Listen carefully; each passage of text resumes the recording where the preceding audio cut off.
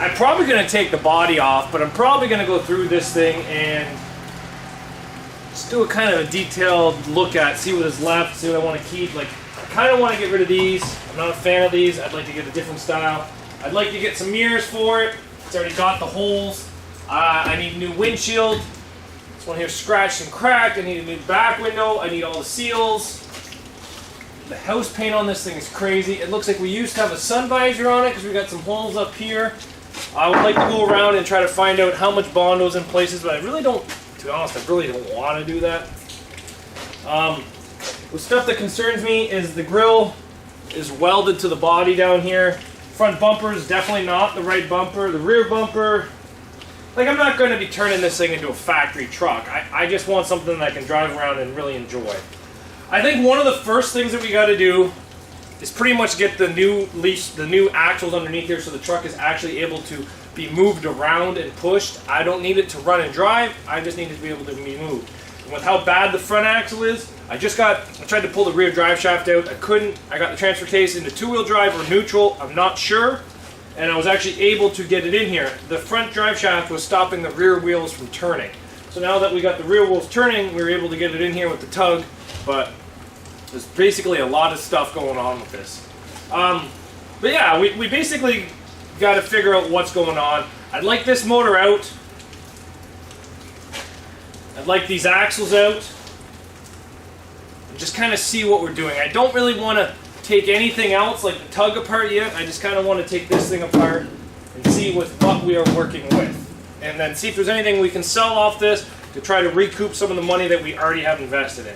Our investment cost into this thing as of right now, not including the tug, not including the ZF6, not including all the flywheels, we are $6,000 into this project. So that's as it sits right now.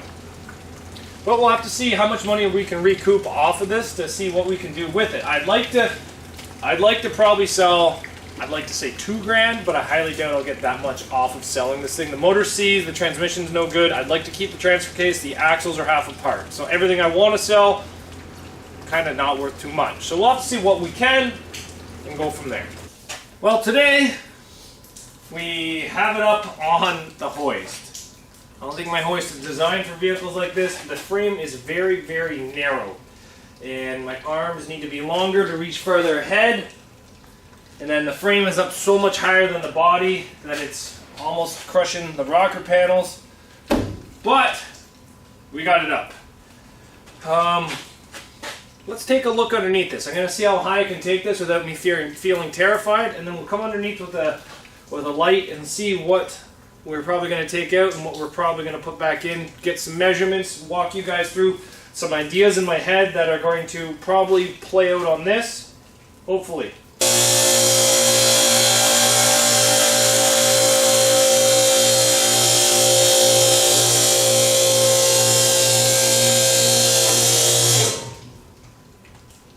I'm actually scared. So this front axle, I don't think is any good, guys. I think she's so packed full of mud and grime over the years. I really don't think that front axle is going to be any good at all. And that's why, instead of trying to spend the money to get the pieces to rebuild this axle, I'm just going to go newer. Okay, so that leaf spring mount is welded to the frame, which is no good. Up inside here, our floors look extremely good. We got a little hole right there, nothing too much. My first time ever really looking underneath here. Honestly, guys, the wiring looked very simple. There's like 3 wires here. Shock mounts, or rivets, front axle mount. Doesn't look too bad, that one there. Doesn't look bolt. Look at that bumper. The bumper is AC welded to the frame. AC stick welded maybe. Let's move back. Fender's had some body fill on it. You can see it all the way up. There's actually a patch panel here, which is very common for these. Oh yeah, you can see all the ribs rotted out on the inside. But you know what? That's very common for these trucks. Rocker panels have probably been replaced, but when you look underneath, I don't think they've been replaced, to be honest. They might be original. We've had a cab corner put into it back there. You can see the body work there. Floors all look good. I think the big spot for the floors is up here by the steering column, and that all looks good. You got your 4-speed transmission. It might be a 3-speed, I'm not sure. You got your oil pan in there for your inline 6, a generator, not even an alternator. So this is still probably running the 6-volt system. You got your transfer case all the way back here. It definitely looks like it's had some reinforcement. There's some plates that are bolted in, some nuts on nut spacers, which isn't great.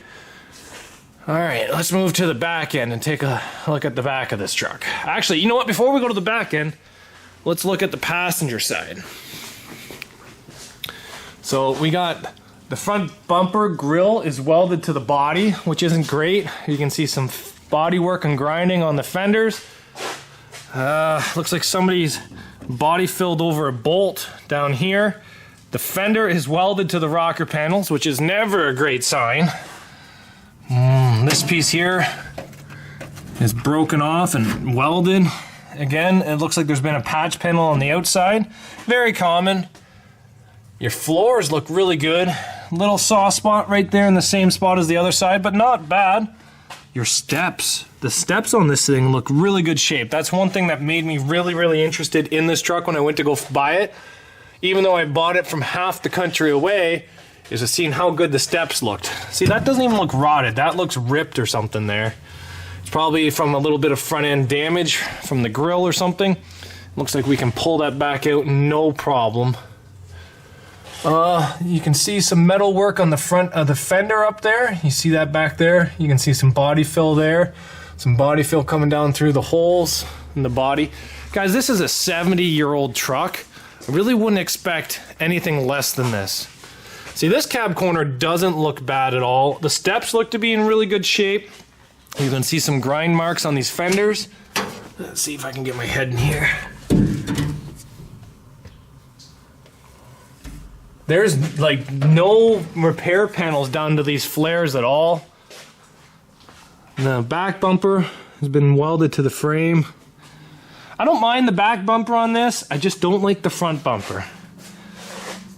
Everything back here looks pretty solid. Oh my goodness, look at the size of that hornet's nest. Happy they're dead. Everything in here looks very solid. There's that patch panel from the outside, very easy to spot with the bad body work. But honestly, guys, frame is good, body's good. The cross members in the box are a little beat up. Let's see if we can see underneath here. Oh, that's a full hornet's nest. That's a dead hornet's nest. How many hornet's nests do we have underneath here? Yeah, I'm gonna grab that. Don't grab that, Zach. Don't grab that, Zach. I'm gonna grab that!